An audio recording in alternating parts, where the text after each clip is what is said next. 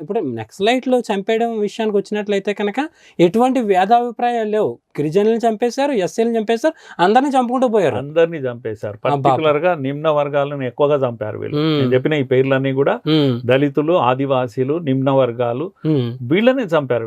వీళ్ళ చరిత్ర అంతా అదే. ఎవరిని గొప్పని చంపింది ఎక్కడా లేదు. నేను చెప్పిన పేర్లన్నీ వాళ్ళ పేర్లే. మహేంద్ర కర్మ కాకపోతే మొత్తం ఆదివాసీలను, గుత్తికాయలను వాళ్ళు ఎవరో ఒక కమ్యూనిటీని వరుస పెట్టి కొడితే, ఆయన ఎంబడిపోయారని కొడితే సుమారుగా 80-90 వేల మంది ఈ రోజు మన బార్డర్ లో ఉన్నారు. తెలంగాణ గుత్తికాయలు వీళ్ళంతా తెలంగాణ బార్డర్ లో వచ్చి వాళ్ళకి దిక్కు లేదండి. ఒక ఆధార్ కార్డు లేదు, వాళ్ళకు ఇవి లేవు, ఏ ప్రభుత్వ వసతులు లేవు. అడవులు కొట్టేసి అక్కడ నివసిస్తున్నారు. ఇప్పుడు ఉన్నారు, ఇప్పటికి ఉన్నారు. వాళ్ళకి దిక్కు లేదు. మీరు ఆదివాసీలను పోలీసులు చంపుతున్నారని అంటారు. మీ దెబ్బకు పారిపోయి వస్తే మీ బాధితులు వాళ్ళందరూ కూడా బాధితులు ఎవరు అంటే నక్సలైట్లు. 1,00,000 మంది నక్సలైట్లు, 1,00,000 మంది ఆదివాసీలు దిక్కులేని ఇల్లు వాకిలు ఛత్తీస్గఢ్ నుంచి పారిపోయి వచ్చి ఇక్కడ ఆంధ్ర బార్డర్ లో బతుకుతున్నారు. ఈ రోజు కూడా రిటర్న్ పోవడం లేదు. వాళ్ళు అంత భయం పెట్టారు మీరు.